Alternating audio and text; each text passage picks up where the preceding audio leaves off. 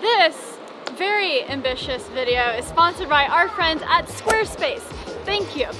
Okay, so here's the thing. I've been using Premiere to edit videos for almost 7 years. Before that, I was in Final Cut Pro 7, then Final Cut 10 hit the fan, and yeah, I switched to Premiere. A few things have been coming up that have made me curious about Resolve. Not just the stability issues with Premiere, but also just a faster workflow in general. I'm curious, so I'm gonna be comparing Resolve and Premiere a lot, but just seeing overall, is it possible to switch your entire video workflow from Premiere to Resolve? Does it check the boxes? I don't know, because I'm still a huge fan of Premiere. Excuse the mess, but you know, I've been busy learning an entirely new video editing program. It's been a lot. Over the course of a month, I will be editing on 3 machines: a 2017 MacBook Pro, a Dell XPS 9570, and also my main gear PC. So that's my desktop computer. I've already edited 1 video in Resolve. It took a little bit of learning, a lot of YouTube tutorials, but I think I got my handle on things. DaVinci Resolve historically has been really only for color grading. So Hollywood studios, big productions use it to color grade their movies, their TV shows. There's a lot of control with that. Blackmagic actually acquired DaVinci Resolve not until 2014, so it's actually kind of a recent thing. And now they're really focusing on it being an all-in-one program to edit, to cut your footage, to edit audio, to have visual effects and coloring all in one program. And the fact that there's a free version of the software and then the full version is only $299, a one-time payment, and the fact that they're just paying a lot of attention to editing features, well, that has just caught my eye this past year. I recommend it for people just starting out. I recommend the free version, so I've done a little bit of editing, but it's not until now that I've gotten the full grasp and I've actually been editing my videos. So I think the most important thing to start with is maybe a little tutorial, just a very quick tutorial so we know what we're talking about here as I compare it to Premiere. Okay, miniature tutorial time. So starting from this beginning window, this is a kind of an annoying part of Resolve that I don't like, is everything is located in databases. So when I talk to the Blackmagic guys, they basically said, hey, it's best practice to create a database per quarter. So have a Q1 database, Q2 database. This database is located deep into your libraries. I don't like that because then, you know, you start having multiple gig files just hiding somewhere on your computer. But apparently that's intentional. They want it to seem like a vault where your projects are locked up, you can't touch them. And the part that probably made the most sense, if your projects are all in one database, it's much easier to upgrade all of your projects at one time when there are updates. You know, you can do it with a click of the button. But let's just open up a new project right here. We'll say open. So Dissolve is multiple things in one media. This is where you grab the footage and pull in the clips you need. So I'm gonna go into the folder in Finder, and I basically have everything organized the way I wanna bring it in. So say I want this footage folder, I want the talking head folder, I want music. You can just drag it down over to here, and boom.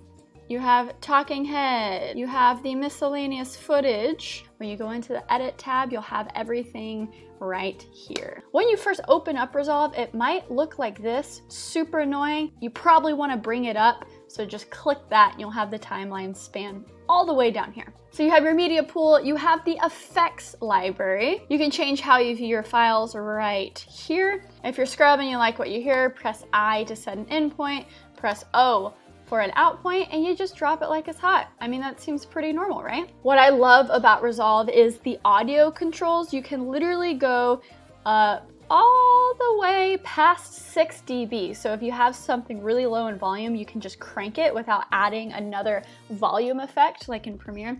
And you can bring it all the way down. Look at just the control to just negative whatever you want. Editing audio is really, really nice in Resolve. If you want to change how the clip is viewed, all of your options are in here. This is the way I like it. I like to see the audio waveform. I edit using the audio waveform a ton. And then if you want your source and program monitor into one, you just press this button.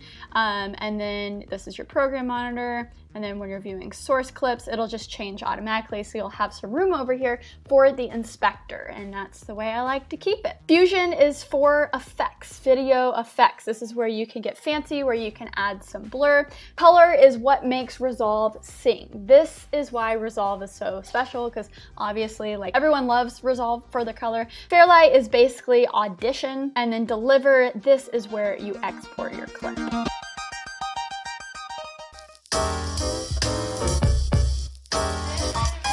Now it's time to export the same exact video that I just did in Resolve, now in Premiere on the different machines. All you have to do in Resolve is export as a Premiere XML. It's pretty easy to do.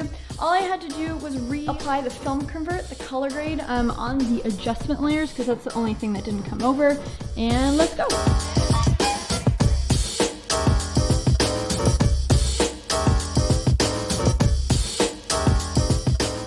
So obviously so much more to talk about, but before, thank you so much Squarespace for sponsoring this video. I love Squarespace, it's an all-in-one platform, but listen, they've added some cool things that I think you're gonna benefit from, whether you're running a creative portfolio, you're a photographer, designer, wanna show off your work, or maybe you have a restaurant, I don't know, you're doing your creative thing. Respect. Not only is there the power to check analytics, to have all the data you need, who is coming to your website and how often, you have email campaigns. You can do built-in email campaigns to Squarespace. A really cool new feature is you can book appointments. So you can essentially have a calendar, someone can go in there and say, hey Sarah, I wanna book you to take pictures of me. I wanna book you for a podcast. I wanna book you, set an appointment straight from the website. Maybe you're a hair salon. This is huge. This is a huge feature, and I think it can help anyone from being a photographer, videographer, podcaster, hair salon, all the things. The options are limitless. Is your brain already going? Are you already like, oh yeah, I know what I need to do in my website. I know what to do. There's so many ways that Squarespace can help you build this beautiful website for your business, for your creative profession. If you want to check it out, go to squarespace.com for a free trial. And when you're ready to start, are you ready to start? You can go to squarespace.com/SarahDietschy for 10% off your first website or domain. So you can do it right now. Or wait till you finish this video, because I can tell this video is going to take a long time for me to make, and then you can go to squarespace.com/SarahDietschy. Okay, let's get into it. One of the things that they said with this recent Resolve is it's great for laptop editing. Basically saying making sure all the space that's being used is efficient and has a purpose. The only shocking thing is I wasn't aware that the windows aren't movable. So in Premiere, you can literally customize your workspace in any way you want. It was a great experience on my laptop. I thought they did use the space efficiently. It was very easy to move the clips around and just move fast in general. I finished up this entire journey. It was actually much longer than I expected.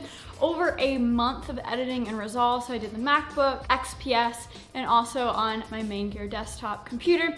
And long story short, Resolve crashed maybe once the entire time. I think Premiere is getting much more reliable. I'm not getting as many crashes, but you know, you'll go several projects without a crash, and then it's just like, it always crashes when you most need it.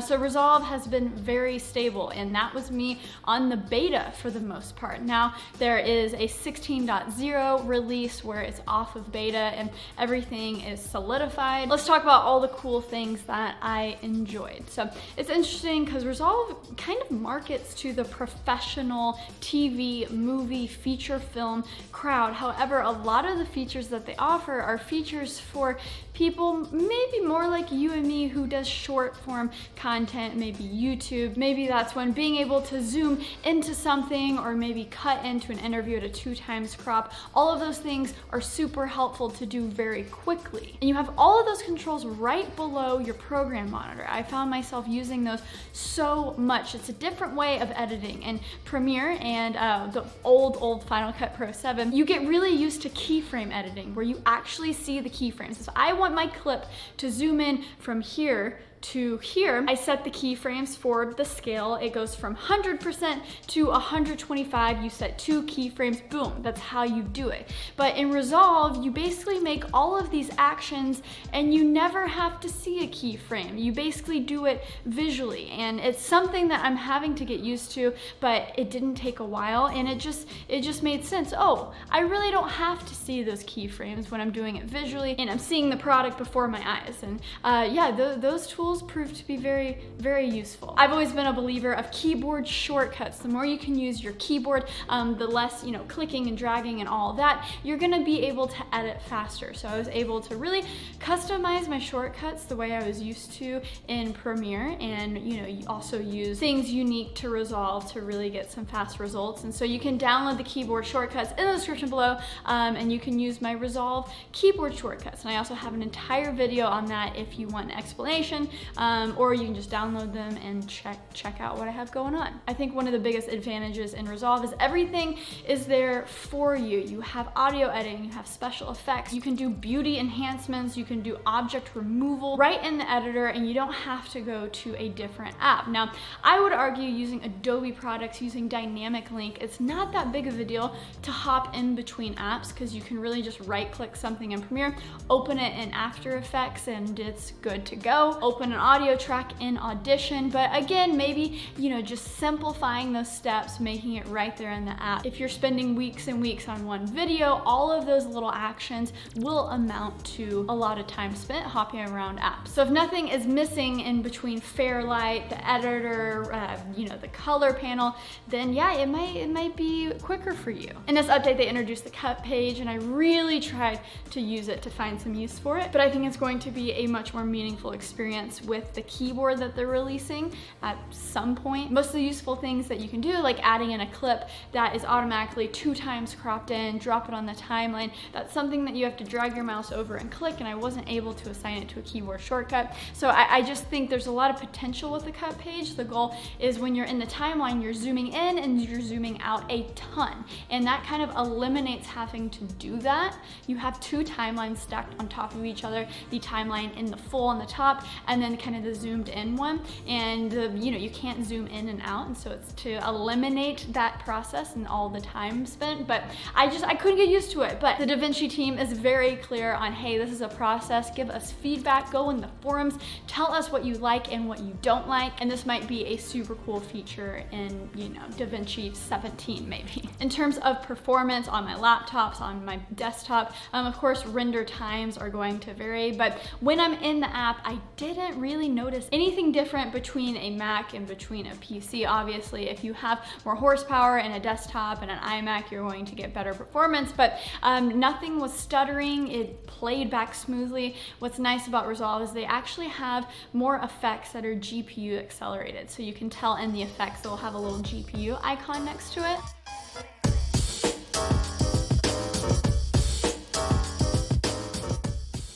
Okay, so let's open up a project that I edited completely in Resolve here. So here is the timeline. We got a lot of music going on. Something that I really love about Resolve, if you see these little red marks right here, that means that that specific clip is in the timeline. You already used it. So that's super handy when scrolling through. A lot of the things that you're used to in Premiere, you can do here. So you can create a compound clip, and that is the same exact thing as nesting. You can also retime a clip.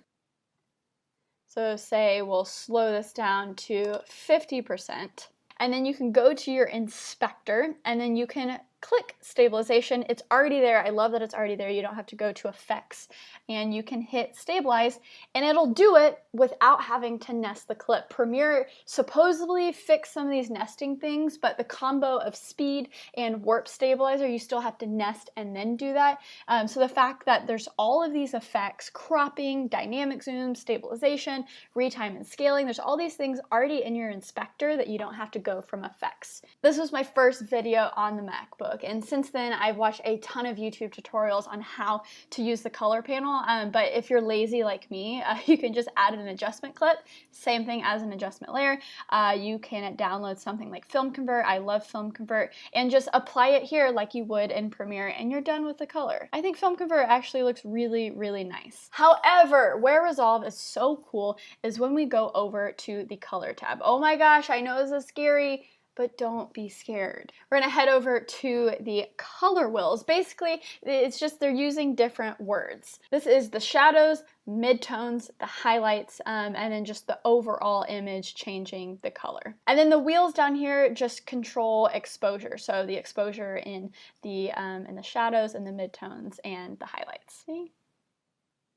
Cool, cool, cool, cool, cool, cool. This is where people get intimidated up here in the nodes, but it's actually super, super cool. So here is a use case that I would use to speed up a normal workflow. So we have all these talking head shots, right? Instead of using a adjustment clip, there's cool ways you can use that too. You can right click all of these and you can say, add into a new group. So I'll say talking. So this is basically a way to apply a quick grade to all of these clips in a group. So instead of color correcting this one specific clip, you're going to go group post clip.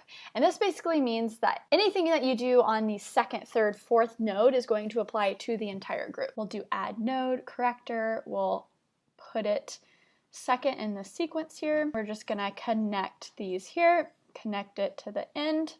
And then let's go down here and do whatever we want. Oh my gosh, we want a super ugly pink image. Fantastic. We can also apply our Film Convert to this. Oh my gosh, love it. Change the settings over here. And what's so cool, if you notice, because this is a group post clip, it's applying this to everything in the group. So this is a cleaner, easier way to apply the same color grade to multiple clips, and you don't have to drop an adjustment layer on the timeline. So it'll keep things clean. Nodes aren't scary, I promise. There's so many good tutorials out there, and the more you play around with the color, the more powerful it is. It's crazy because now I'm thinking, oh, even if I don't use Resolve for an editor, I'll probably still be in Premiere. I love Premiere. But I might consider now bringing my workflow into Resolve for color for big projects, because this is really fun. Okay, but we're just talking about the basics here. Last thing to mention, I am linking the 3 YouTube videos that I edited and also delivered via Resolve. And the one complaint that I have with the deliver mode is it's just Resolve making an H.264 compressed version of your video. There's no secret sauce. In Premiere, they actually took the extra step to figure out exactly what YouTube needs. So when you upload your video, it is going to be looking almost exactly like what your export looks like. So YouTube doesn't have to compress it again. So if you look at this video, just the compression is honestly terrible. So I would highly advise against using the YouTube preset in Resolve, because if you see these videos that I exported from Resolve, just the compression was terrible. It really was. And I think you guys, some of you pointed that out in the comments. So if you're in Premiere, feel comfortable with using the YouTube export preset because it looks great. It's what YouTube needs. Resolve is basically just a compressed H.264, nothing special export. So you're gonna have to play around with it, but I would definitely up the bit rate. Time to talk about the cons. And again, all of this is kind of, from the perspective of being a Premiere user. So cons. With syncing audio in Resolve, you have to kind of keep all the video files and audio files into one folder, and Resolve hopefully is smart enough to figure out, what goes where, and it's kind of a guessing game. It wasn't that great of an experience because it messed up a lot and I had to search through forums as what I was doing wrong. But with Premiere, synchronizing audio is so easy. It doesn't matter if you have 3 video clips and 1 audio source that all link together, or maybe 3 audio sources and 1 video clip. Basically, all you have to do is select all of them, right click, synchronize audio, and it figures it out. Maybe it's just the overall glossy look of Resolve that is similar to Final Cut, and the timeline is super smooth. It doesn't seem as clunky as Premiere, but then Premiere is way more precise with getting frame by frame edits. With Resolve, it's just a little bit more finicky. You just gotta find the right combo of what trim modes you're using and snapping on and off, and you know, like Premiere, if I zoom in enough, I can always just get, you know, a 1 frame cut or 2 frame cuts. I see how many frames I'm cutting. Adding titles isn't as smooth as it is in Premiere. I love the new title option and all the essential graphics tools in Premiere. Those are super handy. However, you can do some cool stuff with the Resolve titles as well. But yeah, maybe it's just a preference of mine. I'm used to Premiere titles. Great thing about Premiere is you can control the playback quality very easily. So say you have a 6K file, or maybe you have a time lapse, you know, it's a condensed clip with a lot of data in it, your computer is struggling to play it. You can turn from full resolution to half resolution or a 4th resolution to just view what it looks like, and it's a little bit, you know, the quality dippens a little bit, but you can view that clip and you can move on with the rest of your life. In Resolve, there's 2 ways to do this. You can generate optimized media, which is basically just creating a proxy, so it really stops your workflow and you have to wait for that to generate, which is like not a good situation. So I asked them how to do it. There's another way to create a render cache. Is that right? Okay, so you basically right click the clip and then you click on render cache, color output, and then in settings you can change that to just, if you're on a PC, DNX HRSQ, so the lowest res possible, or ProRes proxy if you're on a Mac, and then basically clicking that, you're gonna get a low res output, and that'll be a quicker solution. But again, just doing like half quality in Premiere is so much easier. So really, I think the biggest thing between Premiere and Resolve is just the flexibility. Resolve is doing a really good job in trying to be smarter, trying to do things that might take 4 steps and bring it down to 1. That's why I'm interested in it. I'm constantly trying to optimize how I make videos, how can I make them faster, but it just seems like I was tripped on like the little stuff, right? But then Resolve had a lot of cool built-in tools that save time, like swipe transitions and automatic dynamic zooms and cropping in super easily and not having to mess around with going in deep in keyframe editing. So I'm kind of at this weird standstill where, yes, I'm probably gonna keep editing in Premiere because it's what I'm used to, but I approach Resolve as a legitimate option. I wanted to get proficient in it, and I think I did. If you handed me a computer and said, okay, you can only edit in Resolve from now on, I would be comfortable with that. And I think it's a great program. It's not very hard to go from Premiere to Resolve as a Premiere user. And even though Resolve is a one-time payment, you're not gonna be paying $50, $70 a month like the Creative Cloud subscription for Adobe, but I would say that's great value if you use more than just Premiere, because you get, you know, a full range of editing tools that a lot of professionals use. But Resolve, they still release a lot of updates. They are, just because it's a one-time fee of $2.99 doesn't mean they're gonna sit on their hands and not update it. I've literally just in 16.1 beta that they just released, the 2x crop button now will detect if this is a talking head. It just won't do a 2x crop, but it'll detect where the face is, how much headroom do you need, so you don't have to adjust it more. And so it's doing some really cool stuff. And the fact that most of this is available at the free option.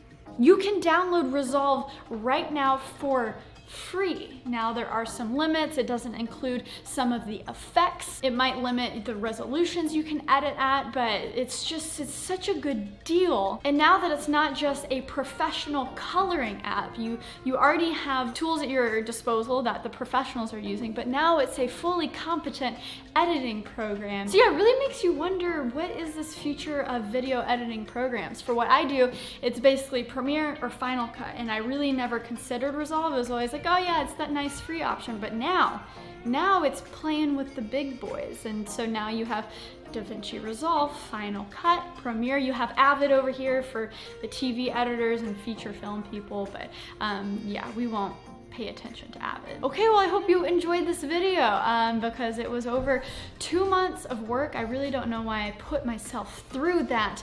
Black magic. DaVinci Resolve, you're welcome. If you want to thank me, you can reimburse me for the Blackmagic Pocket Cinema camera 6K that I just bought. I would really appreciate. Thank you so I'm just kidding. I didn't get paid to make this video. I'm always interested in exploring all of the tools we have at our disposal. If you enjoyed this video, let me know if you liked it. Hit that subscribe button down below and ask me any questions you have. I'm confident that I can answer them in full now that I've been in this program for a while. And if you watch this entire video until the end, you should definitely comment like, oh, wait for it, twist at the end, because guess what I edited this video in?